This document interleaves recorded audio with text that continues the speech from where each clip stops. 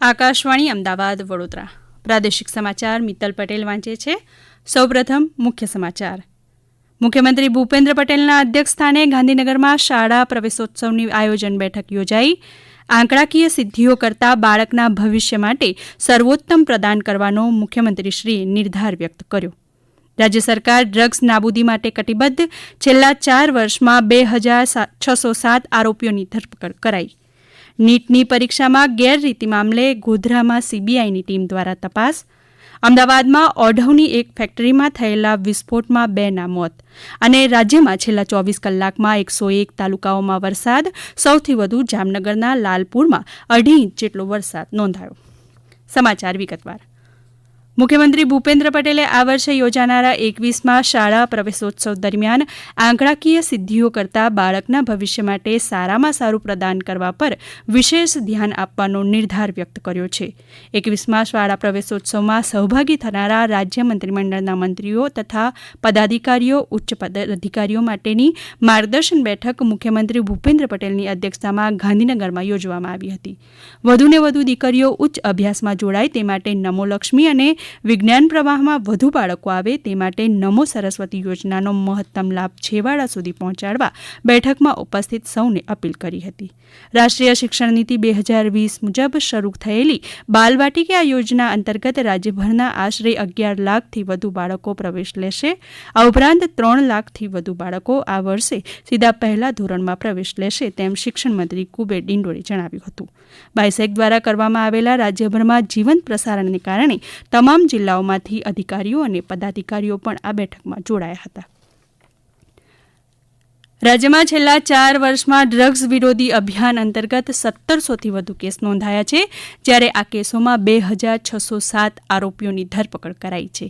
રાજ્ય સરકારના ડ્રગ્સ વિરોધી પગલાઓ અંગે અમદાવાદમાં પત્રકારોને માહિતી આપતા ગૃહ રાજ્યમંત્રી હર્ષ સંઘવીએ રાજ્યમાંથી ડ્રગ્સના દૂષણને નાબૂદ કરવા સરકારની પ્રતિબદ્ધતા દોહરાવી હતી. આપણું ગુજરાત આજે ડ્રગ્સ લેવા કરતા ડ્રગ્સ પકડવાની અંદર 100% નંબર 1 2024 ના ટોટલ 251 કેસમાં 353 લોકોને પકડવામાં આવ્યા છે. આપ જોઈ શકો છો કે આ જે છે એ ડ્રગ્સ પેડલરને પકડવાની કામગીરી છે. કસ્ટમમાં દરરોજ લાખોની સંખ્યામાં પાર્સલ આવતા હોય અને એની વચ્ચે આ ગણતરીના નંબર્સના પાર્સલ શોધવા એ ખરેખર ખૂબ સારી કામગીરી છે. હું ક્રાઇમ બ્રાન્ચને અભિનંદન આપું છું. રાજ્ય સરકારે નશાનો વેપાર કરતા પેડલરોને પકડવામાં જે વ્યૂહરચના અપનાવી છે તેને કારણે વધુને વધુ આરોપીઓ પકડાઈ રહ્યા છે. ડ્રગ્સનો વેપાર કરનારાઓની માહિતી આપનારને પોલીસે જે પુરસ્કાર આપવાની યોજના અમલમાં મૂકી છે તે દેશમાં પ્રથમ યોજના હોવાનો પણ તેમણે ઉલ્લેખ કર્યો હતો.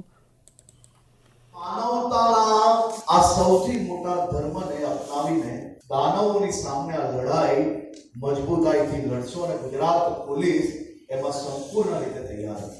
મુખ્યમંત્રી શ્રી પાસે એક યોજના લઈને ગયા કે આપણે ડ્રગ્સ રિવોર્ડ પોલિસી બનાવીએ અને એ ડ્રગ્સ રિવોર્ડ પોલિસીના માધ્યમથી ગુજરાતના પોલીસના જવાનોને આપણે ડ્રગ્સ સામે લડવા માટે એનું મોરલ બૂસ્ટઅપ કરવાની સાથે સાથે જે ખબરીઓ જે માહિતી આપતા હોય તે માટેની બી આપણે વ્યવસ્થાઓ ઊભી કરીએ.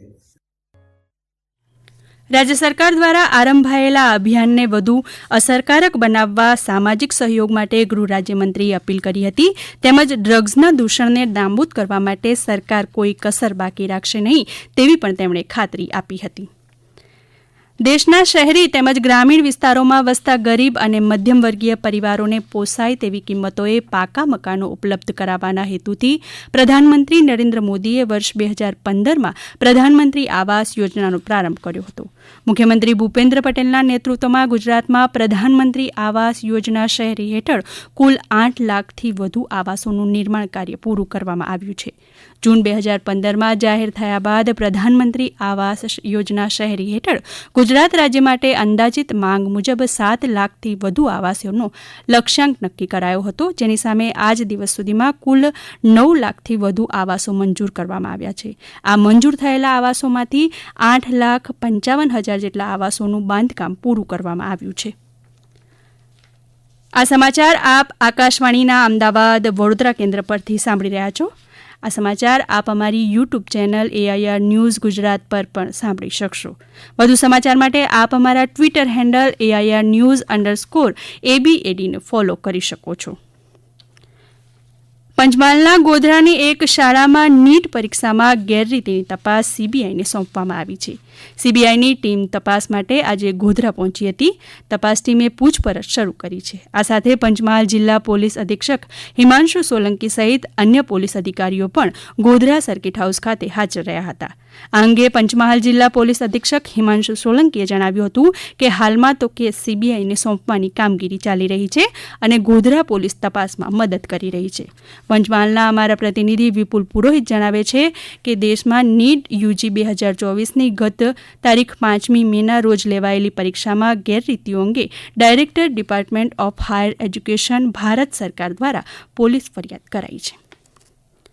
અમદાવાદના ઓઢવમાં ફેક્ટરીમાં બ્લાસ્ટ થતાં આગ લાગવાની ઘટના બની હતી, જેમાં 2 વ્યક્તિના ઘટના સ્થળે જ મોત થયા હતા. ઓઢવની અરિહંત ઇન્ડસ્ટ્રીયલ એસ્ટેટના બંસી પાવડર કોટિંગ નામની ફેક્ટરીમાં વિવિધ સાધનોને કલર અને પાવડર કોટિંગ કરવામાં આવતું હતું, જેમાં કોમ્પ્રેસરમાં કમર્શિયલ ગેસ બોટલનો ઉપયોગ કરવામાં આવતો હતો. કોમ્પ્રેસરમાં પ્રેશર થતાં સિલિન્ડરમાં બ્લાસ્ટ થયો હતો. ઘટનાની જાણ થતાં ફાયર બ્રિગેડની ટીમ તાત્કાલિક ઘટના સ્થળે આવી પહોંચી હતી. ગોડાઉનના માલિક અને કામ કરતા એક કારીગરનું ઘટના સ્થળે જ મોત થયું હતું, જ્યારે 3 લોકોને ઈજા થતાં તાત્કાલિક સારવાર માટે નજીકની હોસ્પિટલમાં ખસેડવામાં આવ્યા હતા. રાજ્યના સૌરાષ્ટ્ર અને કચ્છમાં ચોમાસું સક્રિય બન્યું છે. જૂનાગઢ અને દ્વારકામાં કેટલાક સ્થળોએ આજે ભારે વરસાદ નોંધાયો હતો. દક્ષિણ ગુજરાતમાં છોટાઉદેપુરમાં છૂટાછવાયા સ્થળોએ ભારે વરસાદ થયો. ગાંધીનગર સ્થિત સ્ટેટ ઇમરજન્સી રિસ્પોન્સ સેન્ટર દ્વારા જાહેર કરાયેલા વરસાદની સત્તાવાર આંકડા અનુસાર છેલ્લા 24 કલાકમાં રાજ્યના 101 તાલુકાઓમાં વરસાદ વરસ્યો હતો, જેમાં સૌથી વધુ જામનગર જિલ્લાના લાલપુર તાલુકામાં 2.5 ઇંચ જેટલો વરસાદ નોંધાયો હતો, જ્યારે સુરતના ઓલપાડમાં લગભગ 2 ઇંચ વરસાદ નોંધાયો હતો, જ્યારે અન્ય સ્થળોએ મધ્યમથી હળવો વરસાદ નોંધાયો. હવામાન વિભાગે જાહેર કરેલી છેલ્લા 4 દિવસની આગાહી મુજબ 25 થી 28 જૂને કચ્છમાં છૂટાછવાયા હળવા વરસાદની આગાહી કરી છે, જ્યારે અન્ય જિલ્લાઓમાં ગાજવીજ સાથે હળવો વરસાદ વરસવાની આગાહી કરી છે. આ ઉપરાંત 29મી જૂને સૌરાષ્ટ્રભરમાં હળવાથી મધ્યમ વરસાદની આગાહી કરાઈ છે, જ્યારે ઉત્તર ગુજરાત, મધ્ય ગુજરાત અને દક્ષિણ ગુજરાતમાં ગાજવીજ સાથે મધ્યમ વરસાદની હવામાન વિભાગે શક્યતા દર્શાવી છે. પ્રધાનમંત્રી નરેન્દ્ર મોદી આ મહિનાની 30મી તારીખે પ્રસારિત થનારા આકાશવાણી પરના તેમના મન કી બાત કાર્યક્રમ માટે લોકોને વિચારો અને સૂચનો શેર કરવા આમંત્રણ આપ્યું છે. સોશિયલ મીડિયા પોસ્ટમાં શ્રી મોદીએ દરેકને MyGov ઓપન ફોરમ, નમો એપ પર લખવા અથવા ટોલ ફ્રી નંબર 1-800-11-7800 દ્વારા સંદેશાઓ રેકોર્ડ કરવા માટે આહવાન કર્યું છે. આગામી એપિસોડ માટેના તમામ સૂચનો આ મહિનાની 28મી તારીખ સુધી સ્વીકારવામાં આવશે. 30મી જૂને પ્રસારિત થનારો 111મો એપિસોડ હશે. શ્રી મોદી સતત 3જી મુદત માટે પ્રધાનમંત્રી તરીકે પુનઃ ચૂંટાયા બાદ પ્રસારિત થનારો આ પ્રથમ એપિસોડ હશે. મુખ્યમંત્રી ભૂપેન્દ્ર પટેલનો જૂન મહિનાનો રાજ્ય સ્વાગત કાર્યક્રમ ગુરુવારને સ્થાને આગામી શનિવારે યોજાશે. મુખ્યમંત્રીની અધ્યક્ષતામાં દર મહિનાના ચોથા ગુરુવારે યોજવામાં આવતા રાજ્યકક્ષાના સ્વાગત ઓનલાઈન જનફરિયાદ નિવારણ કાર્યક્રમની આગામી કડી શનિવારે 29મી જૂન યોજવામાં આવશે. મુખ્યમંત્રી અને રાજ્ય મંત્રીમંડળના મંત્રીઓ, વરિષ્ઠ અધિકારીઓ તારીખ 26 થી 28ના દિવસો દરમિયાન રાજ્યવ્યાપી શાળા પ્રવેશોત્સવ કાર્યક્રમમાં જોડાવાના છે, જેથી દર મહિને નિયમિતપણે ચોથા ગુરુવારે યોજાતા રાજ્ય સ્વાગત કાર્યક્રમના આ દિવસમાં ફેરફાર કરાયો છે. અને હવે રાજ્યના અન્ય સમાચારો સંક્ષિપ્તમાં. દાહોદમાં ગરબાડા તાલુકાના આંબલી ગામ ખાતે પ્રાકૃતિક ખેતી નિમિત્તે તાલીમ યોજાઈ. ઇન્ડિયા સ્કિલ્સ 2024 પ્રતિયોગિતામાં રિન્યુએબલ એનર્જી સ્કિલ્સ સ્પર્ધામાં સુરત ITIના તાલીમાર્થી ધારિત જસાણીએ કાંસ્ય ચંદ્રક મેળવ્યો. મહીસાગર જિલ્લા વહીવટીતંત્ર અને NDRFની ટીમે સંયુક્તપણે હાડોડ ગામે મહીસાગર નદીના કિનારે મોક ડ્રીલ યોજી હતી. અને જામનગરના કાલાવાડ તાલુકાના મૂળિયા ગામે પુલ તૂટતા ગ્રામજનોએ એક શાળા બસને બચાવ કામ પૂરું કર્યું હતું. અંતમાં મુખ્ય સમાચાર ફરી એકવાર.